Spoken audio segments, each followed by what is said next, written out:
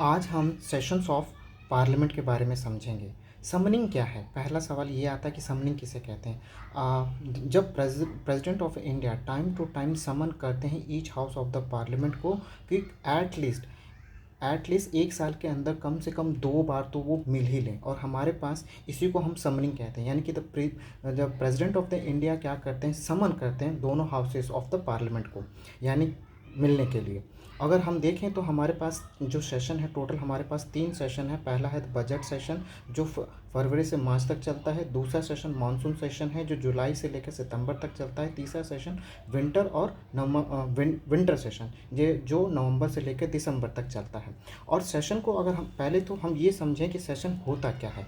जो सेशन होता है, the period between the first the sitting of the house to the prorogation, यानी कि पहले मीटिंग से लेकर और उस समय तक जब तक प्रेसिडेंट ऑफ इंडिया उस पूरे सेशन को ख़त्म नहीं करते तो उसे हम सेशन कहते हैं। रिसेशन क्या कहते हैं कि इन दोनों के बीच में जो टाइम गैप रह गया बिटवीन द प्रोरोगेशंस और the first sitting of session के, तो उसे हम रिसेस कहते हैं। अब इसी के अंदर एडजर्नमेंट किसे कहते हैं? अर्जेंटमेंट कहने का मतलब है कि ये एक प्रकार का टेम्परेरी इन नेचर होता है जिसको सस्पेंड किया जाता है for a specific time period, और मे बी आवर में हो सकता है, डेज में हो सकता है, और वीक में भी हो सकता है। और इस एडजर्नमेंट को डिक्लेयर किया जाता है by the presiding officer. Adjournment sine die किसे कहते हैं? एडजर्नमेंट सिनेडाई का मतलब है कि टर्मिनेटिंग करते हैं सिटिंग ऑफ द पार्लियामेंट के फॉर द इनडेफिनेट पीरियड के अंदर, यानी कि जिसके अंदर कोई without the naming a day for reassemble के अंदर जो जिसके अंदर हमें ये नहीं बताया जा रहा कि हम दोबारा सेशन कब बैठेगा, उसके बारे में जब कोई इन्फॉर्मेशन नहीं मिलती तो उसे हम एडजर्नमेंट सिनेडाई कहते हैं।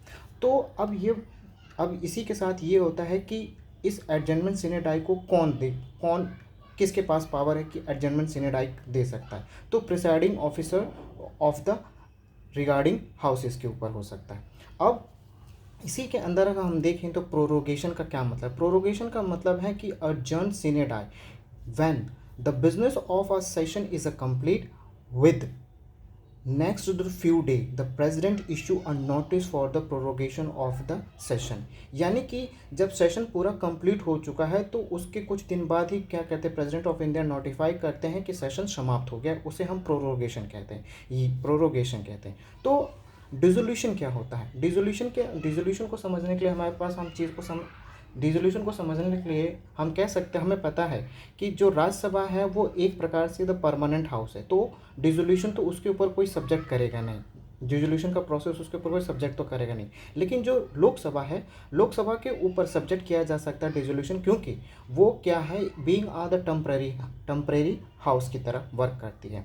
अगर हम देखें तो डिसोल्यूशन के कितने प्रकार हो गए, यानी कि डिसोल्यूशन को किन वे से किया जा सकता है? डिसोल्यूशन 2 प्रकार से किया जा सकता है। एक ऑटोमेटिक डिसोल्यूशन है, यानी ऑटोमेटिक डिसोल्यूशन का मतलब है कि ऑटोमेटिकली होना है, यानी कि जब लोकसभा का टेन्योर कंप्लीट एक्सपायर हो रहा है या कंप्लीट हो रहा है तब हो सकता है, या फिर या किसी ऐसी सिचुएशन में जब नेशनल इमरजेंसी लगी हुई है और नेशनल इमरजेंसी के दौरान एक साल के लिए एक समय के ऊपर जब लोकसभा के टेन्योर को बढ़ाया जाता है तो उसके बाद वो ऑटोमेटिकली सस्पेंड हो जाता है। दूसरा आता है, प्रेसिडेंट डिसाइड करते हैं कि हमें डिसॉल्व करना ही करना। अब ये डिसॉल्व करने की कंडीशन क्या है कि जब लोकसभा के अंदर नॉन कॉन्फिडेंस मोशन लूज हो जाता है, और दूसरी कंडीशन ये है कि लोकसभा के अंदर अपनी मेजॉरिटी को प्रूव नहीं कर पाना। इसी के साथ एक बहुत इंपॉर्टेंट सवाल ये उठता है कि what will be the impact on bill if the Lok Sabha dissolve. तो जब लोकसभा डिसॉल्व होती है तो बिल के ऊपर क्या क्या प्रभाव होता है? या तो बिल वो लैप्स होगा या नहीं लैप्स होगा। तो किन कंडीशन में बिल लैप्स होगा? अ bill the pass by the Lok Sabha but the pending in the Rajya Sabha, यानी कि कोई बिल अगर लोकसभा से पास हुआ लेकिन वो लोकसभा से पास हुआ है और पेंडिंग है राज्यसभा के अंदर, तो वो बिल लैप्स हो जाएगा। या फिर कोई बिल अगर पेंडिंग है कहाँ पर, लोकसभा के अंदर, तो भी वो बिल क्या होगा, लैप्स हो जाएगा। अब वो कौन कौन से बिल हैं जो लैप्स नहीं होंगे? यदि प्रेसिडेंट ऑफ इंडिया ने नोटिफाई किया है जॉइंट सिटिंग के लिए, तो वो बिल, किसी बिल के ऊपर अगर प्रेसिडेंट ऑफ इंडिया ने नोटिफाई किया है जॉइंट सिटिंग के लिए तो वो बिल लैप्स नहीं होगा।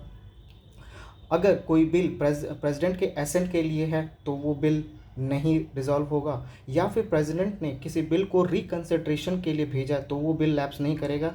और लास्ट वन इज दैट कि कोई बिल पेंडिंग है राज्यसभा में, लेकिन ध्यान रखना है बिल पेंडिंग है राज्यसभा में but not the passed by the Lok Sabha, क्योंकि ये जो कंडीशन है, जो ये कंडीशन और इस कंडीशन में थोड़ा कन्फ्यूजन हो सकता है, क्योंकि ये जो बिल है पेंडिंग है, ये जो बिल पेंडिंग कब है, पेंडिंग है लोकसभा के अंदर, तो लोकसभा के अंदर कोई भी बिल अगर पेंडिंग है तो वो लैप्स करेगा। लेकिन यहाँ पर ये बिल लोकसभा से जनरेट ही नहीं हुआ है, ये बिल अभी पेंडिंग है, इनिशिएटिव या पेंडिंग ही है कहाँ पर, लोकसभा में। तो आपको ये वीडियो कैसी लगी, अपना कमेंट, अपना सजेशन जरूर दीजिएगा। Thank you.